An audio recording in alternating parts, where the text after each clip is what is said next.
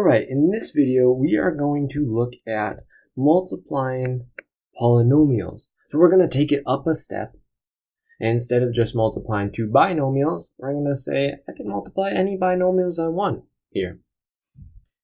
And just like in the last time, we looked at it in two ways.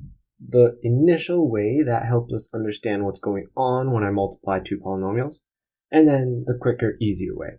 We're going to do the same thing here. So first of all, to help us understand what's going on, in this first one, it asks us to multiply 6x plus 5 times 2x squared minus 3x minus 5. That means this 6x plus 5 has to go and multiply each of those terms. So I have to distribute the 6x plus 5 to each one. And it ends up with 2x squared times 6x plus 5.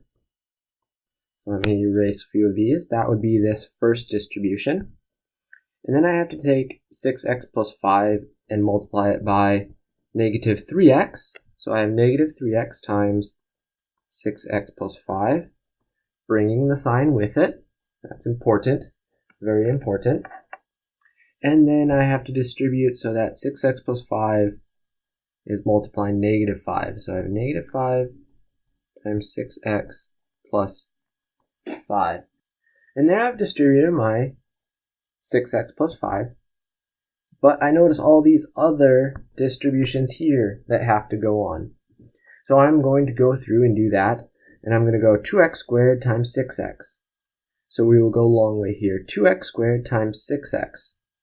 And then I have 2x squared times 5. So plus 2x squared times 5. All right, on to my second chunk. Negative 3x times 6x. Negative 3x times 6x. And then negative 3x has to distribute to the 5. So I have negative 3x times 5. And then the blue chunk. Negative 5 times 6x. Notice I'm bringing the sign with every time. So important. Don't forget those negatives. Negative 5 times 5 is my last one. Alright, now I want to do all of these multiplications. So I have 2x squared times 6x. So that would be 12x cubed. Remember, when you multiply same bases, add those exponents. So 2 plus 1 gives me 3. And then I have 2x squared times 5. So it's plus 10x squared. On the orange, negative 3x minus 6x would be negative 18x squared. Negative 3x times 5, negative 15x. All right, moving to the blue, negative 5 times 6x, negative 30x, and negative 5 times 5. My constants give me negative 25. And we take one more pass, and I'll finish off with the purple color. Combine any like terms. So I get 12x cubed minus 8x squared, because that would be 10x squared minus 18x squared. And then I have negative 15x minus 30x, so I get negative 45x minus 25, and that would be my multiplication.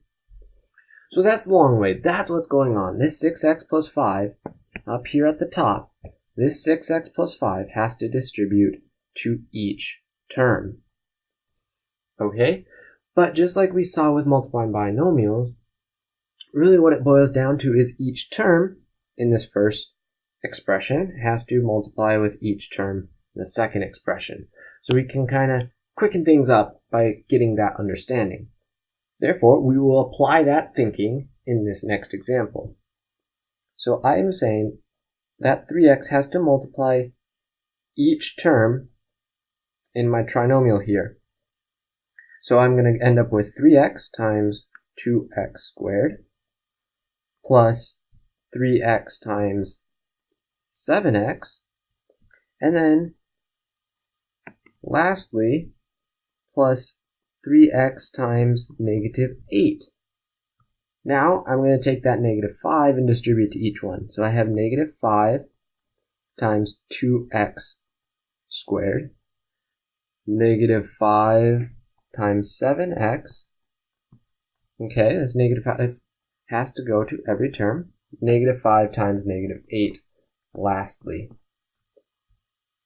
All right, let's consolidate terms. 3x times 2x squared, 6x cubed.